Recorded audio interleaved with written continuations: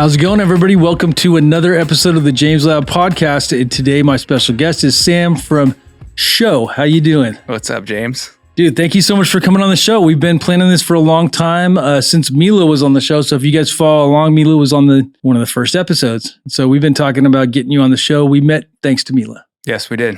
Yeah, glad to be here. Thanks for having me. Yeah, so you have a interesting line of different products. I mean, you got a new vape that you guys are doing. You have the Carta. You have Rosin Tech. You have all kinds of amazing stuff. Yeah, we do a bunch of different things in the industry, but SHO Companies, the brands that we operate are Rosin Tech Labs, Focus V, and then we just opened a dispensary in New Jersey called Hashery. Awesome. Yeah. So how does it feel to be so busy? It's good. I mean, I'm not going to complain. I love it, Yeah. But it's wearing a lot of different hats, Yeah, I mean, and you guys create a lot of good products. I feel like you have an emphasis on quality, whether it's the packaging or the stuff that's in the product. I feel like some people miss one of them across the board, and I feel like you really have an emphasis on quality across the board. Yeah, everything we do is really centered around hash. So SHO stands for solventless hash oil, for those who may know of SHO Companies but not know what the SHO stands for. And quality is definitely, in everything that we do. Rosin Tech's, it's a premium hash brand.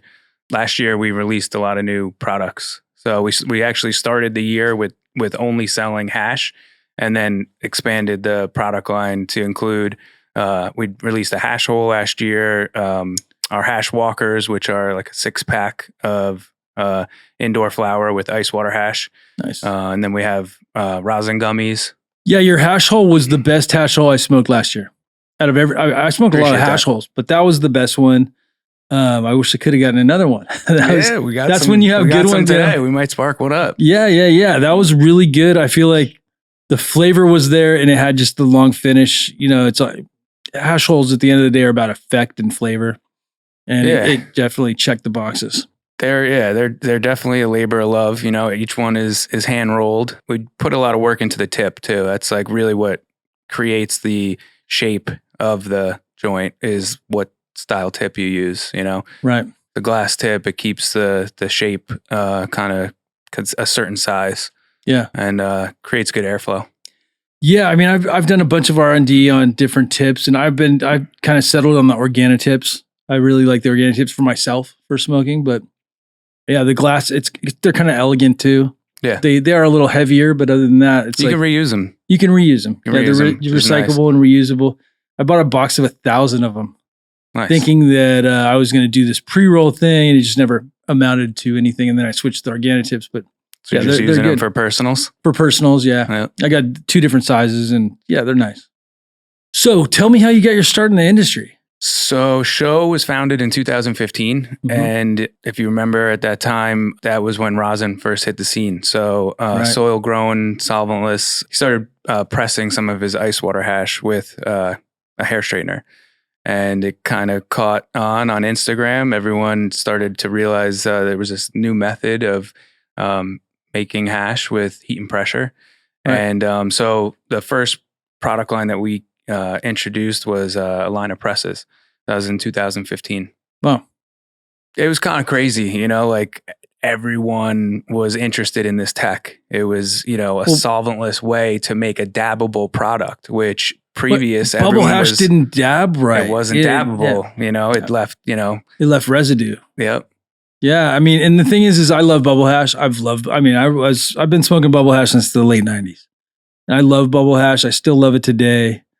Nicotine, guys like Nicotine, they kind of elevated the bubble hash game, I think, to a degree, but bubble hash wasn't the same as all the other things you could dab. And it's hard to come across 6-star bubble hash, Absolutely. So as far as dabbable products, rosin introduced and opened the market up so that there was way more range of quality. Yeah. At least for us and what we're seeing in the market right now, it's been interesting. Like fresh press has become not as popular in the market. And everyone in California, at least in the rec market, is gravitating towards cold cures. Right. So that's mainly what we're putting out right now, is just because that's what the market wants, is a lot of cold cures. So that moist kind of consistency is what we're primarily putting out, even with ice water hash. Like we used to kind of like every quarter we would, find a strain that really was like good for ice water hash product. But we've been putting everything through the press and primarily putting out all cold cures. Nice. So yeah, so tell us a little bit about cold cure, the process for it, because I think we have a lot of breeders and we have a lot of other people that are curious about dabs and extract and kind of the processes. If you can walk us through some of the different processes that you guys do. Yeah, so I mean, with the cold cure, it's we're taking fresh press, so washing the material first, then we put it through our freeze dryer, right? Then we press it. So fresh frozen. Yeah, starting with the fresh frozen. Nice. Yep. So cultivator grows it. When it's ready to be harvested, gets chopped, immediately freezing it, and then transporting it down to us frozen, stays, frozen all the way through the process, washing it in super cold water. So that super cold water is, agitating. It's acting basically as the solvent to separate the trichome head from the frozen plant material, and then passing that through micron screens and separating it from the plant material. And then you have like a wet hash, right? You in the past, you would let it air dry, and then people started using freeze dryers. Harvest rights. Harvest rights. That's what we use. And put it through the freeze dryer. That's typically like a 24-hour, 36-hour process. Some good tech that's still evolving with temperatures in the freeze dryer and different ways to kind of run your cycles, because the operator is not there a lot. You're not just watching the freeze dryer the whole time. So we've started to use this app Hashy that you can pull your data from your freeze dryer and really kind of see the heating cycle in the unit, make sure that it's doing what it says it's doing. But then for cold cure, it's we use a mason jar and we're putting it at approximately like 76 degrees to cold cure. It's just letting time do its thing. Can range depending on the strain. Some strains are more stubborn to turn over, but anywhere from 3 days is really quick to as long as like a week and a half. Oh, wow. So do you know by the way it looks, or how do you identify once it's ready? Yeah, you'll see like that kind of top terp layer separate, and then we'll kind of whip it up. It's kind of somewhat of a feeling, kind of when it's fully separated and kind of ready. Awesome. That ice water, I saw, I think, a video last year of you guys doing cold plunges. Yeah. That was you guys. Yeah. Yeah, I'm a big cold plunge fan. And so I saw that. I'm like, yeah, this guy, I'd be happy working at that company. Yeah. That was a good time. We actually bought that to transport fresh frozen. We've been actually just using like a regular chest freezer to transport most of the time. But we bought that to transport fresh frozen with dry ice. And so it was just sitting there and we're like, all right, maybe we could put this to use. Let's jump in. Let's jump in. Right. Yeah. All the employees jumped in. You guys look like you had a lot of fun. Yeah, we do. It's good team building. It is good team building. Yeah, we try to keep things fun, Working in manufacturing is definitely, it's tough, and it's like a daily grind. You got to hit numbers and, hit a certain quota every day, and a lot of repetitive tasks. It's cool because we care about the quality of the product. And so I think that makes it more interesting for everybody. But right. Well, then you get people that want to work there. They work there because they're passionate. You want passionate people working for you. And I feel like that's just the best way with employees. If you have people that are just as passionate as you are about cannabis, that are experts in whatever they do, or they learn how to do that to the best of their ability, that's always great.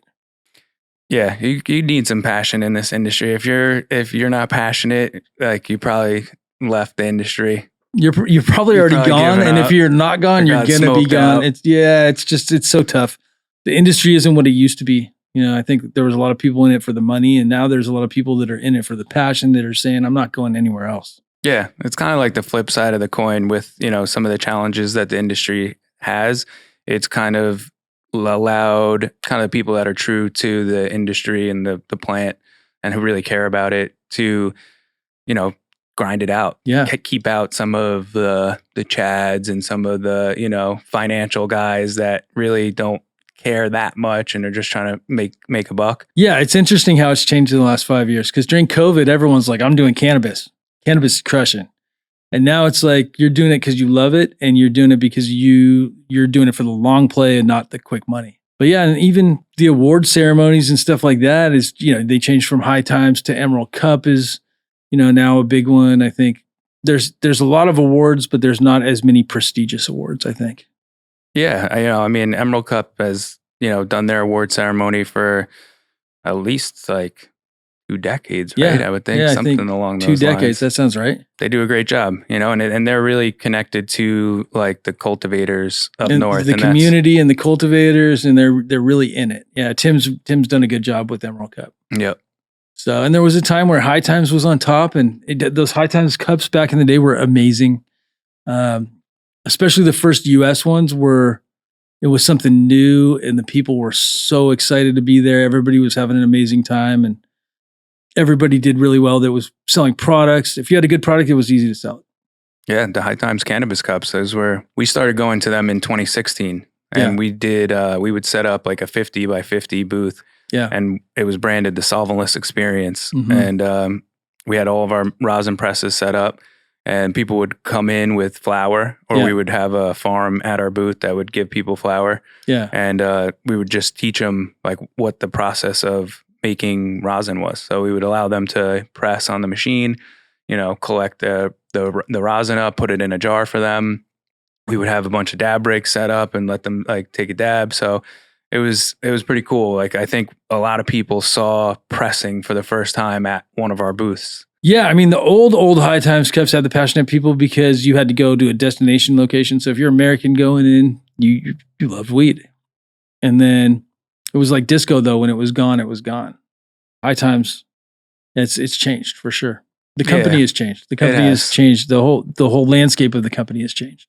It has. Yeah. I mean, you really need to like work at your business, to keep it relevant and keep it, active. And yeah, I mean, in High Times, they have this amazing name, right? And so they have the potential to do great things. They could do another High Times event, and it would probably be cool if they did it right. Yeah, it's amazing, like the equity that the brand still has, even after, maybe not doing as much as they should have over the past few years. It's still a great brand, and it's still part of the culture, and hopefully will be. That name is heavily tied to the culture, and if you say High Times to anybody that knows anything about weed, they know what High Times is. Exactly. Yeah.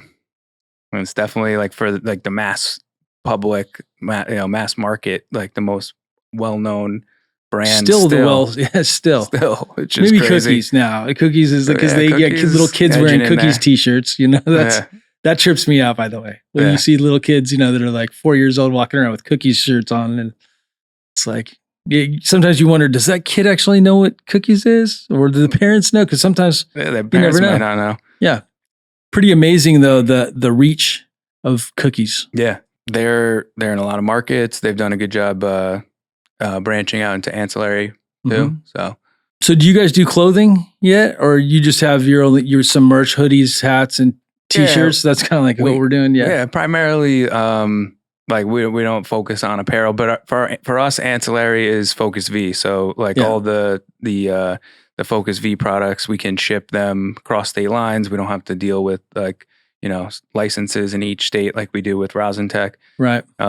So that's nice. Allows us to build a brand across state lines, and even in other countries. We sell a lot of units in Canada and in Europe and South America. That's really cool, and it's a good product. I like it. You gave me one. You're a fan? I'm a fan. I'm definitely a fan. I was a guy who used hot knives back in the day. So we went from coals and hot knives to all the dab rigs. And now we have there was the e-nails, and now it's all in one. And I think that it's amazing that we have we've come so far, and it's very scientific and very specific. You can dial it down to the right temperature. I mean, I think it's a lot easier to do that than on hot knives. Yeah, that's for sure. It's definitely cool to see like the progress of dabbing, and just like where it started. We didn't really know what we were doing, with what materials we were dabbing on or what temperatures we were dabbing at. It's definitely evolved, I think, every year and gotten more sophisticated in terms of, now we're like looking at complex airflow and heat retention and all these kind of things to make it a better experience. Well, and that's really what it boils down to is the experience. We keep improving the experience, right? And I think there's something to be said for hot knives. People still, I'm sure, do hot knife hits with hash, and same thing with, I feel like quartz nails. I haven't seen one of those in a long time, but that's kind of where dab break started, was with those quartz nails that we heat up because they heat up real fast, and then they went to titanium. Have you seen some of the like slurpers that are on the market, like the control tower, highly educated control tower with the pillar that spins, and there's just all kinds of creative ways to get your hash to evenly spread around your heated surface. Right. Yeah, it's cool. It's mind blowing.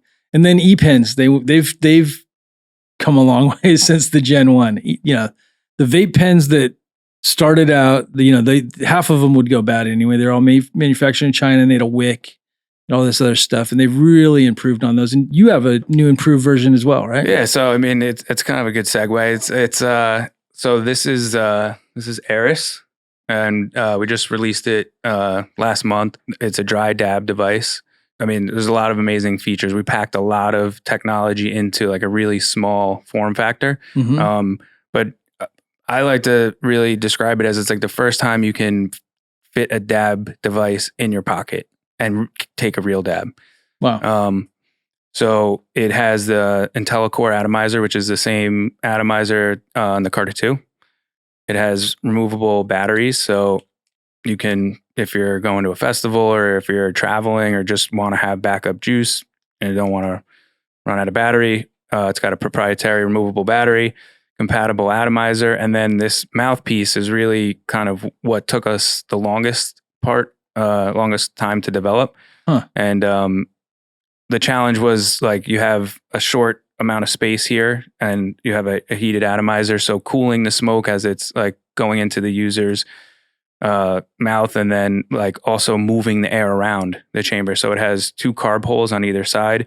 The way the air flows in, it moves the oil around the atomizer. Wow. And then it goes through a longer air path on its way out to cool the smoke. And it's got a ceramic insert piece that this pops out, and you can just dunk that in ISO. Wow. Super easy to clean, super durable. Like you could just throw this thing in your backpack, Right. How many hits do you get per charge? It's around 10 to 12, similar to the Carta 2. Oh, nice. It's not bad. Want to give it a go? Sure. I'm big on R&D. I love R&Ding new things. So it's a serious part of the job. There's some first class funk from Luma. Nice. So yeah, it's heating up. It'll flash white when it's ready, and then these are 2 carb holes. So if you want to just hold one and just hold it straight up, hold the device straight up. Yeah. Yeah, let me show you. Oh, you're tapping it? That was good. Good flavor. So the interesting thing with that flavor is it's one of the things I like about certain strains is when you take a hit of it, you get an initial flavor. Then when you exhale, you get something on the finish that's completely different. And you get the gas, the earth. Second. You get some pine in there. Yeah, yeah, really good. Yeah. Yeah, that's a cool device. Sick, man. We worked really hard on it. And there's really nothing that like you can fit in your pocket. Like if I'm going out and I'm like want to be able to dab, I got my Saber, I got the Aeris, I got a gram with me, and that's it. Like I'm not a big festival guy. Time. Yeah, I don't like carrying a bag. No, me either. I don't I like to just like what I got in my pockets. I got friends that carry around, hard cases. They've got their cases with their rigs, Pellies, and 50 Pelican and cases. They got a whole set up for their ISO. Oh yeah, can't fly with torches. By the way, I learned the hard way. So yeah. So do not fly with torches, or I guess you could probably drain them. No, they took it away from me. But they searched my bag, and I'm like, oh God, what are they going to get now? So I fly back and forth between LA and Jersey a lot. Yeah. And I was flying home like 2 months ago, and I had my backpack, like I had a couple grams of rosin. I had some hash walkers. So I had like 4 or 5 of these. These are joints. Nice. And then I had our gummies, and I had the gummies just like straight up in a case pack. No, like not in my bag or anything. I just put them on the conveyor belt. And so stopped me. TSA person came over, was like, what are you doing here? Like, this is not allowed. You know, like you have way too much product. Oh, wow. I was like, okay, like what are we doing? You know, what's going on? So cops came over, like three cops came over, and it was like a red eye flight. So I was like, oh fuck, like I'm not gonna be able to get a later flight. Like, and then she came over, the cop came over to me and she was like, do you know what the legal limit is? And I was like, no, you tell me. And she's like, no, you tell me. What's the legal limit? I was like, no, tell me. What is it? You know? So she's like, it's 28 grams. I was like, okay. And I like did some quick math, and like the gummies are only 10 milligrams per gummy. So like that was only like really 2 grams, even though it looked like a lot. Right. And then the joints was really only like, it was like 12 or 15 grams. So I, like all added up to like 21, 22 grams. So you keep it. Yeah. That's amazing. All of it. Yeah, that's great. She went back like with her flashlight, started to like add it up, and she came back and she was like, okay, yeah, you can good go, to go. sir. Yeah, that's amazing. Yeah, it doesn't always end good. I mean, I have some friends that have been stopped lately. You know? So yeah, 28 grams. You're not supposed to fly with more than 28 grams, even going medical to medical or license to license state. My view is kind of like, you know, we should be pushing these boundaries, and like if that's how we got here in the first place. Like, you know, like so be it. You know, yeah. Like, I got caught flying with samples from Colorado to California. They stopped me and pulled them out of the bag. It was a new person, and they pulled them out, and they were all jarred up, and they were all labeled, and I was going to go get them tested. It wasn't that much, but there was a bunch of jars. And these were seeds, or no, this was flour. Okay. So we were doing, I was doing some testing on this stuff because I wanted to see the results, but that never worked out. But what happened was they called the sheriff over, and the sheriff was like, yeah, I would let you fly with this. I don't even care. But the person lifted it out of the bag. So there's all these people that saw that. And so you can call your friend and have him come pick it up, or, you know, I can destroy it. And so they destroyed it because I needed to catch my flight, unfortunately. And then I had to most of them just don't want to deal with the paperwork that, you know, and they don't care. They don't care. Most people they don't care. They don't care. The edibles, it's funny. If you think of it, you know, technically that isn't even a product that needs to go through the DCC if you look at it by weight, because it's below 0.3% THC by total weight. But that's a big loophole. And yeah, that's a good point. Yeah, because our gummies are 5 grams, like the weight of them. Yeah. You know, and they only have 10 milligrams. Yeah, that's way below. That's way below the 0.1. Yeah. Yeah. So we can start shipping those, is technically, what we're saying? Technically by law under the Farm Bill, that is a legal product to sell as long as it's 0.3 by weight. Well, I mean, that's what's going on. You know, that's what's going on. That's all THCA, these smoke shops all these in New York, and you know, in a lot of markets, people are just, you know, the THCA label excuse is just doesn't have Delta 9 in it, or it has a very little. I mean, it's a big loophole right now. I think that's going to get closed up, but that's just my personal opinion. I'm not super excited about it like other people are saying it's legal weed. I'm not excited about it either, because like we just opened a store in New Jersey, and like down the block, we got this guy that's just got like, you know, jars, and he's doing like the old school, like, you know, plucking like full nugs out of like a jar and weighing it for people, where we have like all this compliance and packaging and, and taxes and it's wild. I think in the short term, it could be a good thing in that it forces like states or the federal government to make some changes. I'm not opposed to it. Don't get me wrong. I'm just not excited about it. It doesn't excite me like genetics or like all this other stuff. The legal side of it never excites me, because it's like we've come so far and we still have a long ways to go. But, you know, it's like we need interstate commerce. It's crazy that we don't have interstate, at the very least, legal state to legal state, interstate commerce. Like that's not a thing. Like, and we're working on it to become a thing, but also banking. Banking is still. Who's working on it? I don't know. Like that's the problem. Is like even we don't band together enough as an industry to push forward the change that we want to see. And I mean, I'm guilty of, you know, like not doing enough. I think like everybody could do more. Me too. It's hard because we don't have the resources that other industries have, or other markets have, where, you know, they can and they have money behind it, money to put together groups. And well, the ones who are lobbying are the ones that have a lot of money to lobby against us. Right? Specifically in our industry, it's like it's rough. There's not a lot of money for lobbying. I mean, there's some people doing it. I mean, I think we're doing a good thing by talking about it today. I think that's beneficial to the whole world, because I think there's a lot of people that don't understand it either.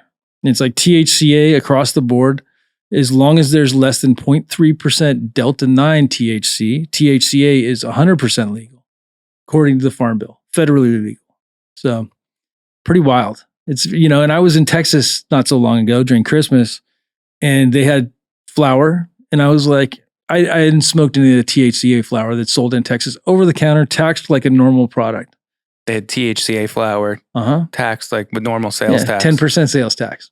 It's pretty wild that it got me high and it didn't taste terrible. It wasn't the best, but I would say it's probably comparable to a lot of stuff you find in dispensaries. Interesting. We'll see where it goes the next year. Yeah. I mean, there's like some rumblings, it feels like, because it's an election year. So it's going to be a real interesting year no matter what, with the elections and with everything else. And I mean, there's a lot of people that want change. We got a lot of problems here in California. The system is not good. Like the cannabis, at least like, focusing on like just the system that they set up for cannabis in California is not working. Mm-hmm. Yeah. Tax is too high, makes too much sense to push product to the black market. Right. Cannabis shouldn't be taxed more than oil, more than alcohol. More than cigarettes. It's a medicine. Why are you taxing it more than cigarettes? Yeah, but it is taxed more than cigarettes. Right. Crazy. Yeah, I mean, these are things that have to change, I think. And like in New Jersey, it's just sales tax. There's no separate excise like there is in California. Oh, wow. Like you have a local tax that you have to pay as a retailer, at least as a retailer, versus California, 27%. It's hard to work in California. They like their taxes. It's hard to live in California. It's hard to work in California. They make it a lot easier in other states, unfortunately. But how many states are you guys in? So California, and then Jersey as of like a month ago. So we're like, I guess officially like multi-state. You're officially an MSO. As of a month ago. But definitely like a different style. I think it's good. Like, the brands that are doing the good work, got to bring them out into other markets. And like, it's good to see some of these brands like, going into Florida and some of the East Coast markets. Cause a lot of the East Coast markets, they're lacking some of the just culture that we have on the West Coast and some of the brands. Cause those markets were more limited at first. And so it was a lot of, like bigger MSOs that got established in those East Coast markets. Florida's going to be big. Yeah. Yeah. Florida. I mean, it's very limited. Mm-hmm. Who's like the way that they've set it up. Well, New Jersey is pretty limited on how they set it up. So when you said New Jersey, I'm thinking, man, it's hard to get in New Jersey. It's not, they didn't give out a ton of licenses, or there wasn't a ton of access for licenses. Yeah. New Jersey's like right now there's under 75 dispensaries. Yeah. So it's still limited. It's more limited on the city side. So the state didn't limit like the number of licenses that they're issuing. But on like, there's 650 towns and cities in New Jersey, and only 150 have said yes to some form of cannabis. Yeah, and then we got New York, who's just crazy. Wheeling and dealing. That's just wild. The whole the bodega model. Yeah. It's like... People are making money, though. People are making money. Stimulating the economy, I guess. But like the groups that went in and like got licenses, and like, because remember there was like that round where it was like only like 5 groups got licenses and they all paid like $20 million. Like, it's tough. Yeah. It's tough to compete. It's not cool. Like, no, it's not cool. It's not cool if you're paying all that money. Yeah. It's interesting how it's evolved to what it is, because I don't think anybody saw this 20 years ago that it'd be like this. And I don't think when we look back 20 years from now, this is going to be how we're doing it. It's going to be completely different. The model is going to be different. We're going to move away from gelato a little bit. I'd like to say, I mean, I'd assume we're going to move away from. Always evolve. Yeah. Taste, all these things are just like fashion and everything else. They evolve. Flavor evolves. People get so burnt out, and we're on the top 40s list anyway. It's like whatever's popular right now, that might be popular for another month or 2 months or whatever. And then another gelato, something similar, is going to hit that number 1 spot. And it's constantly rotating. So, I mean, there's long-term, there's a place for the really, the top hits. But right now, it's definitely the top 40. So whatever, and I think a lot of it's going towards washing, different genetics that wash well. So, because people hash has definitely like started to steer genetics. And for sure. There's obviously like certain strains that are good washers. Yeah. What kind of genetics are you guys running? GMO is always a dumper. But we have like AMG Sour that we just put out, Puro Loco, Government Oasis, some of the... How's the government? So I'm not a huge fan of the flower, but I do like the terps. Yeah. It's interesting. I haven't smoked any of the terps of it. I didn't know it washed. Yeah.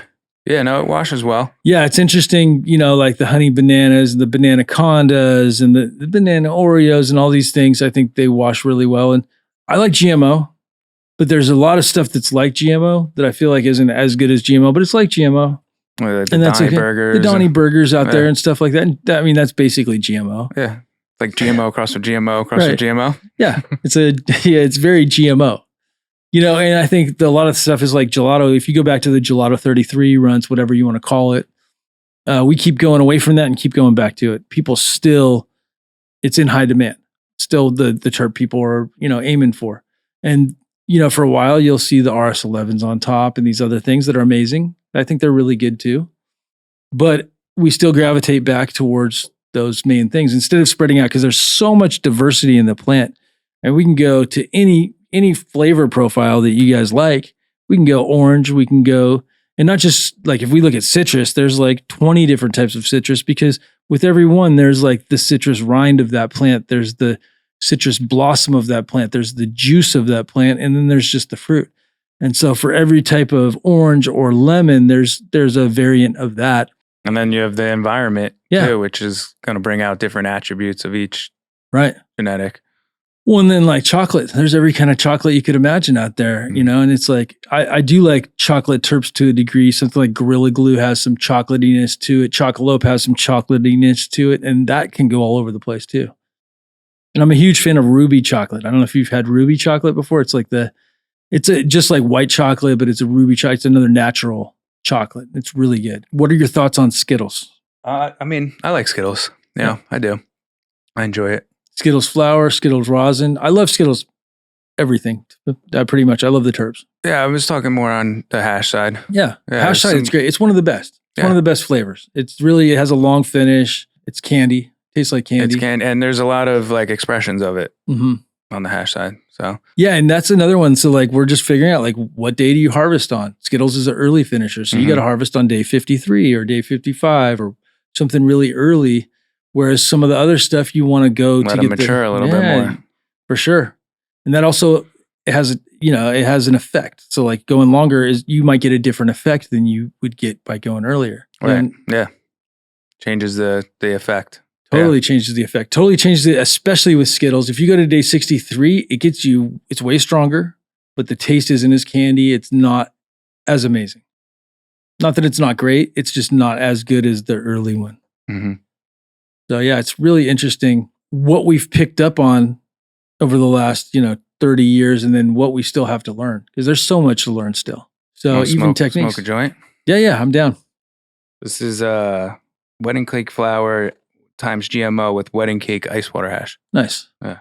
But these are 0.4s. Oh, wow. It's like minis. Yeah, ice water hash mixed in with the flour, indoor flour of a lighter. Looks like a beady. For those of you, like great little rippers. Yeah, totally. They're like, you get a couple hits and you're done. I like big 3.5 gram joints. That's you should light up the hash hole. Yeah. There's nothing wrong with beaties. They're nostalgic for me. I mean, I remember they had different flavored tobacco. They're like little mini cigarettes, and they had different flavors back in the day. Yeah, I mean, hash holes are great, but in the middle of a day to take a hash hole to the dome it's going to knock me out. Yeah, I think hash holes are more for the evening. I like big joints, but this is cool. We're already getting some oil on there, starting to drip already. I mean, the size is interesting. Yeah, we smoked we rolled them longer, shorter, a good size. Yeah, you're getting a little drip, a little oil. That's good. It looks nice. The flavor's good. Flavor's good. Yeah, it's consistent too. I like it when it doesn't go away right away. A lot of stuff. What are your thoughts on living soil versus cocoa versus hydro? I mean, from the farms we work with, the ones that are doing living soil, there's just a greater expression of like the genetic. I find, and like there's just like another level of quality, in terms of how that like plant, how healthy it is, right? And then like kind of what you're getting out of the trichome. Yeah, but there's a lot of things that got to go right. There's a lot of things that got to go right. Living soil too. It's a lot of other parts that you got to do. Just right growing way. in general. 70 days of a plant's life have to be great for you to have great flower. You have one day, it could throw your whole crop off. One day, but one bad day. That's it. So stacked with a bunch of days. And you can correct a lot of things if you recognize them before they're problems, but still there's a lot of things that have to go right. And there's a lot of variables, a lot of micro variables. But yeah, I'm a fan of living soil seeds, especially for the effect. I'm all about the effect with living soil. I feel like I have friends that get great flavor using cocoa, doing really well. I'm not a huge fan of Rockwool for flower for flavor, but I feel like people have been moving away from the Rockwool. And some have been moving away, and then some guys are going full force into it. And same thing, hydroponics. You talk about aquaponics, like DWC, the deep water culture. Mm-hmm. And I've had a couple guys on my show that do it, and they have really good flower too. And but if you care about it and you put a lot of energy into it, good energy, I think you're going to end up with a good product. When you cultivated in the past, was it indoor or mostly indoor? And I do outdoor too. Outdoor with soil, with organics. Thanks to Brian Vital, by the way, for the soil. Nice, Brian's good. Yeah, he hooked me up. He's a good guy. But yeah, in indoor, I like cocoa for breeding. I do, for breeding and making seeds, I typically use cocoa. For my moms, I use Rockwool, and for my clones, I use Rockwool. And that's the sterile side of it. I try to be as sterile as possible, giving that plant as much of an opportunity to be clean and healthy. And not that there's anything wrong with soil. And cocoa is great too. You can do cocoa for this stuff too. But like soil, there's bugs. So if you have a nursery, I think using a soil is not necessarily the right choice for me if I had a nursery. So, and some people do it really well, but for me, it's like plant health it's an environment. If you're going with soil, living soil, like you need to maintain that environment and like that ecosystem. If it goes out of whack, right, you're gonna have a problem. Yeah, and it's like, there's so many things. If you're selling clones to people, that you're expected to have clean clones. They need to be virus free. Not everybody does this either, but I feel like those are the standards that people should have. If they're selling clones, they should be clean of bugs. You shouldn't have pests or pathogens. Those are the two like no-nos, because then you're fucking up the world and you're making it a worse place when you could be making it a better place by taking a couple important steps to get there. And also, if you're selling clones, like you're shipping it somewhere, presumably into a new environment, like so could be introducing something that's fine in your environment, but not wherever you're shipping it to. Exactly. So, and then you get all kinds of problems with that. International scenes, you guys are selling Cartas and all that stuff international. Yeah. So yeah, Focus V Carta is Aeris, Sabre, all those products we can sell. Yeah. Really internationally. Cool. So Spain will be at Cannabis. Yeah, I'll be there too. Cannabis is gonna be fun. I'm bringing my books. I got my books that'll be there, and we'll be doing autographs. I'll be at the greenhouse booth, and you're working with we'll be in with Moxie and Moxie over at their booth. Yeah. But yeah, Cannabis, one of my favorite events of the year. I love Cannabis. I love the food. I love the friends. I love the event. Just the energy. Everybody's like, you're transported to it like a new place too. Like you're there for like days, so you get like into it and an energy and a vibe while you're there. It's got the Cheers vibe too. So it's like the people that you see, if you go every year, the same people, and you're looking for your friends. And some of them, like I haven't seen my friends in Spain in a year. Usually I go a couple times a year at least, and during COVID and those times I was doing stuff, and it was like I was over there quite a bit. And then this last year, it's been a year. So I miss some of my good friends that live over there and live in Barcelona other places. Is a great city. It is. The food is amazing. The people are amazing. It's just the energy and the social aspect, because there is the social aspect of it that I don't have here. Here I go to bed and I wake up early. Over there, I stay up late and I I wake up pretty early too, because we have events and we have stuff. But you stay up late and you go to dinner at midnight. We don't do that here. Yeah, like people, I don't eat at people midnight. like socialize Yeah. over there. They like go to Like, dinner, drink wine, like hang out, talk to each yeah. other. Seriously, I quit eating dinner at like 7:00 at night. What else we got to smoke? I know you got some good stuff. Hash Got the holes. hash holes. Seen our gummies? I have not seen the gummies. Rosin gummies are great. I feel like rosin gummies are stronger than They're more like full spectrum, right? Yeah, I mean, for sure. than like a distillate gummy. So these don't have any added flavoring. They're just the strain. That's like really. that's what you're tasting. How many? These are 10 milligrams. Yeah. Nice. We'll have to try these later, but they look amazing. They look like nice big gumdrops. It's interesting because a lot of people, there's a lot of the cookie cutter gummies or the ones that come on the press where they have like a machine that does it. But I like these. They have a homemade feel to them. Feels a little more boutique than just the cookie cutter stuff, but it's a nice Yeah, tin we went too. with the drop, like gumdrop shape. Yeah. It's a nice like amount of gummy, you know? Like you don't want like too small of a gummy. No, you don't, because you're paying for it, so you don't. There's value in the size of the gummy for whatever You wanna, that like, eat matters. something Right. when you chew. There like, has to be have a something gummy. substantial, you know. And Yeah. Rosin drops. nice. The hash hole. Let's spark this up. So this is Booney Acres rosin, strawberry mimosa, and Ember Valley's Point Break Nice. was the flower. So we're doing this a little bit backwards. When did you start smoking? When did I start smoking? Mhm. I started smoking like my first joint. I smoked in 7th grade. Nice. That was like the first time I smoked weed with a buddy. SoCal, or where did you grow up? Jersey. Nice. Oh, Jersey. Jersey. Makes sense. You're in Yeah. Jersey, yeah. Yeah. I took some weed from my pops, and like that's what we were smoking on. Like 70% of the people that I interview, it's like, yeah, I got some from my parents, Yeah. my older brother, stuff like that. Yeah. My parents were pretty cool with that kind of thing. I had older siblings too. I'm one of 7. So I have 3 Oh, wow. older brothers and 3 older sisters. So everyone was like smoking and doing other things as well. Right. Very normalized. Yeah. How was the weed back then? It was actually pretty good. He was getting some weed like from New York. Like, you know, he had like some dude in New York that was getting like, who I don't know where he was getting it from, but it was probably like indoor New York, like Yeah. flower. California stuff, probably. Could have been some. Maybe. Yeah. Yeah. But So the genetics back in the day before cookies, what were your top picks?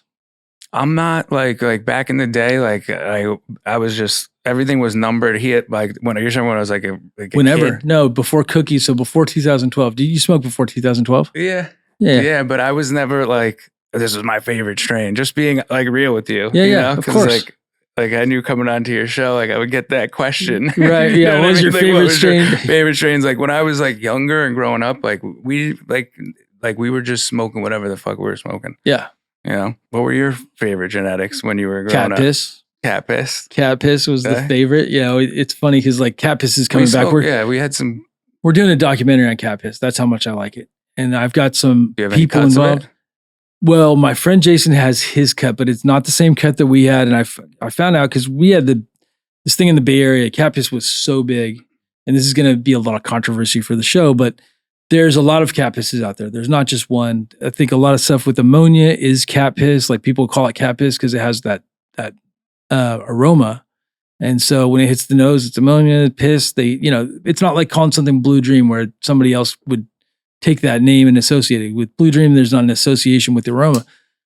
So with the documentary, we're going to dive into the history of the cat piss that I know, and then also The different smells of ours what was people consider to be cat piss. But ours was more of a super silver. So there was super silver haze in the one that I remember that my friends grew. One of the guys that's working with me now, his name's Matt. He used to grow cat piss all the time. And so we've researched it, and I've got a hold of a couple other people that we were friends with. We figured out exactly what the cross was, which is definitely different. And this was a longer flowering variety that was, 12 to 14 weeks, whereas some of the guys that have other cat piss varieties, those are very short flowering. And so the aroma can express in different things. But yeah, cat piss was good. We had, if I think of way back, we had Maui Wowie that was amazing. We had some stuff there was stuff that was just called Purple Bud. that was like fucking purple. And then there was like the Maui Wowie was like yellow velvety bud that was really good. But like I growing up in the Bay Area, we had access to all kinds of different things. I mean, there was always different strains. We did have droughts too, but there was people growing in their garages and closets, and before warehouses, everybody was growing in their closets or garages. Romulan was a really good one, but like if you talk about before cookies, there was so much stuff. There was even before Tangy, if we talk about like, you know, some of the oranges, there was definitely some really oranges. Some of the great real skunky weed. We never called it roadkill skunk, but it was skunky. It was like skunk, but they called it strawberry, and we picked it up in Santa Cruz, and it was called strawberry because it was strawberry-sized nuggets. But it was skunk. It was like skunk, like sprayed skunk smell, like super strong. Like it's something I would associate with roadkill skunk. If that would be a roadkill skunk to me, like smells like right dead off the side of the road. But they were calling it strawberries. So they just called it strawberries. So, but then I'd never heard the term roadkill skunk. That came out much later for me. But yeah, I love skunky terps. I love GMOs. I love chems. I like everything. At different times, like I'll get burnt out. I don't get too burnt out on Skittles. Skittles is one of those ones I can go back to, but it's not strong. What are you smoking on right now? Zootopia is what I'm smoking on. But I'm also smoking on some cakes from Canna Organics. I'm smoking on a bunch of different stuff. Like that strain is amazing. So, but the Ztopia's got the candy terps. I like candy terps, but I also, what was the last thing that wasn't candy?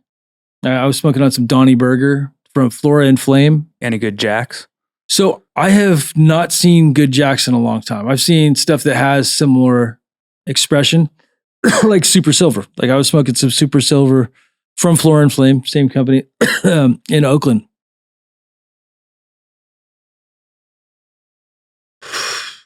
And there's some good, you know, there's Durbans and there's not Panama Red. There's some red Congolese.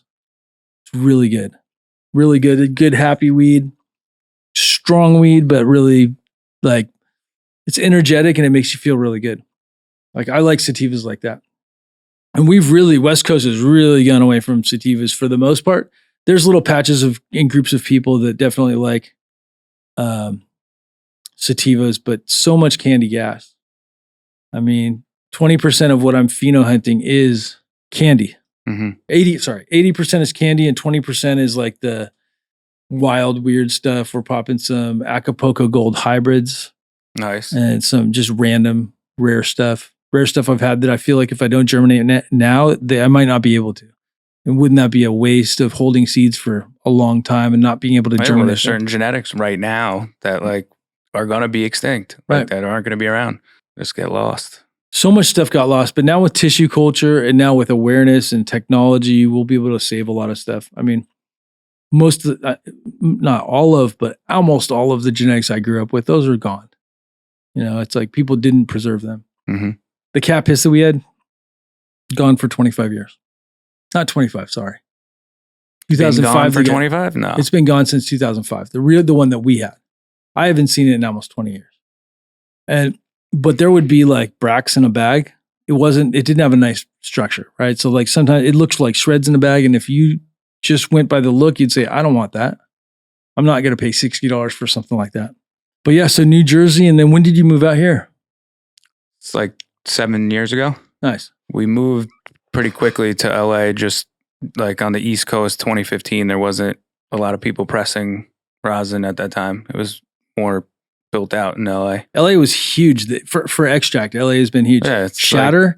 Like, they were crazy about their shatter. Yeah, that's of it.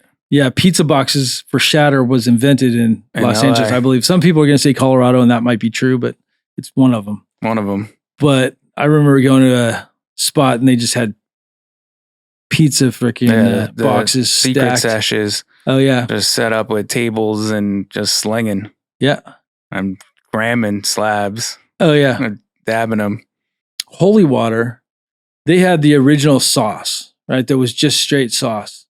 That was next level, and even High Times didn't even know how to judge it. In 2013 at the Cup in Denver, we went there with the Holy Water guys. Big shout out, Holy Water, all you guys that aren't with Holy Water, they're doing your own thing. Everybody, good people. But we were at the Cup in Denver together. We entered it through our company because we were entering some stuff, and then we entered it for them with our brand. And the judges apologized to us because they said that we can't judge this against all this other stuff. It's so different, that it's amazing, but it's so different. And so we didn't place with it. And what was it? How did you make it? It was sauce. No, so what they were doing, I believe, and it was a secret back then, but I believe they were doing extraction, and then they were slowly off-gassing with dry ice, is what I believe. It was, whatever kind of extraction they were doing, and they're slowly off-gassing. They were capturing the terps, and it would be a sauce. And this sauce was like high 20% terpenes, and you could just pour it right in the rig. And so they gave me this big box, and I was going around just pouring it for everybody. And people were tripping because you're used to doing, we had the guys doing the fucking 1 gram snakes back then and stuff like that.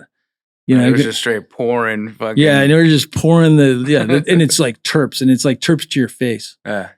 And terps can change the high completely. So they can also mellow the high out. Some terps just mellow it out completely. Mm-hmm.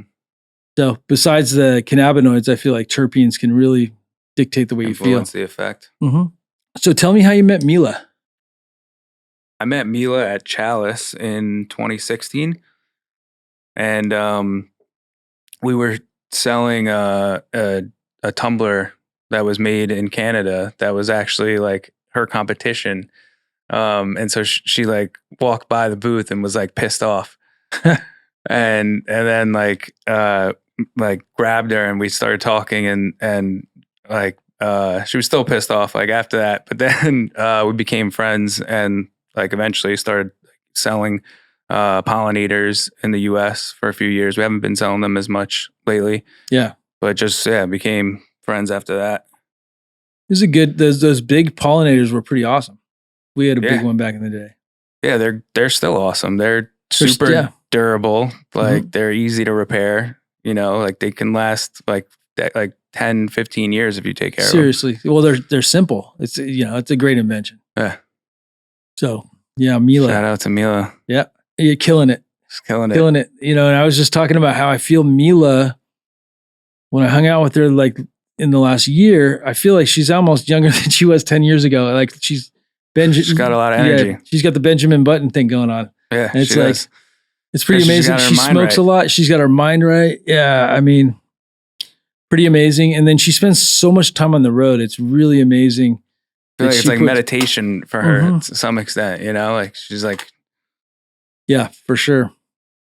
Yeah. So this burns super clean, perfect white ash, nice oil, good flavor. I mean, we're not halfway down, but holding up. Yeah.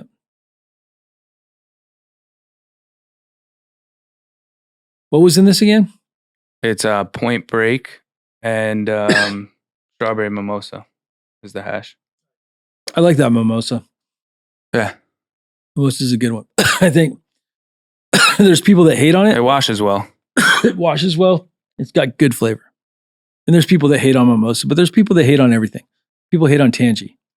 A lot of people hate on Tangy. Love Tangy. Especially for extract, Tangy's great. The flavor. It doesn't yield the best. It doesn't. But as far as like, I do like the terps. I do a lot of the terps, and lemon tree, that's another great one. Yep. So what's your desert island strain? If there was one thing that you got to smoke the rest of your life and that was it, what would that be? Some sort of Jack. Yeah. Yeah. Jack Flash. Which Jacks have you smoked that you really liked? Or was it just the straight Jacks? Yeah. Yeah, the straight Jacks, I would say. Yeah. So there's a lot of people that it's an interesting conversation because I like Jack too. And I got to experience Jack back in the day when we had amazing Jack Herrera that was very, I've talked about it on my podcast a few times now, but I really like the old school Jacks, and this new stuff that I see is being sold as Jack. A lot of times the flower, it looks okay. It smells like terpenoline, limonene, and there's not a lot of depth to it. You go to smoke it and it smokes like lemon. Yeah. Lemon, hazy lemon. It's really citrusy, and it doesn't have a lot of depth, but the real Jack is, it's amazing. It's got a lot of depth. Yes. Yeah, a lot of this stuff has gotten watered down over the years. And then the masses, they only get to see one side of it. I used to get some great Jack at Emerald Cup every year. Yeah. But the last 2 years, I haven't found it. But wow. It's there somewhere, though. That's the place to get it. You know, sativas especially. You're looking for sativas. Emerald Cup, there's always someone who's going bomb sativas. And he's rocking it. I see some of the best ugly weed, and I like ugly weed too. That's another, it's like some of the ugliest is the best, but that Emerald Cup, there'd be people with some ugly stuff, and then I've had people give me some stuff, and they're like, this is the best ever. You got to try this. Or watch your show or whatever it is. And I look at the buds, I'm like, ooh, but then I get home and I smell it, and I'm like, fuck. Yeah, you gotta smoke them. You gotta smoke them to really tell. And the smell is a good, if it's a good gauge of how the weed is, the smell, but also the feel of it and the cure and all those things. You can tell if weed's good, even if it's ugly. There's still the cure that's involved with it and the aroma and all that stuff. So yeah. So what else you got to try? What else? We smoked the hash hole. I think we got everything. Rosin bar.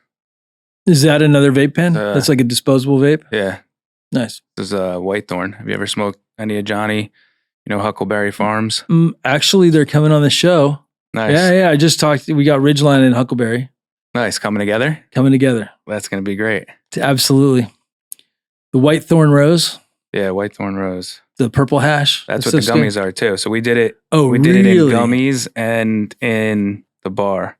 Oh, the we gummies put it out as hash last year. So we wanted to do some different things with it. Yeah, I went up and saw Bell at Heritage, and they were doing the Whitethorn. I think they won with that as well. Yeah, these are great, by the way. You gave me one of these, and Marlon Asher took it from me. So Marlon liked it so much. Nice. I was like, he didn't take it from me, but I gave it to him because we were and he's like, he probably asked me 20 times in the night, can I hit it? And I don't even remember what the strain was, but it was really good.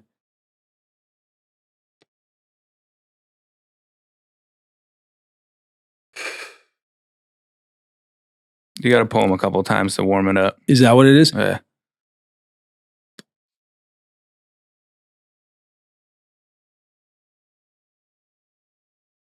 Yeah, it's terps. Really good. Really good terps. It's like, it has this Whitethorn's super unique. Feminine quality to it. It's weird. I feel like very feminine.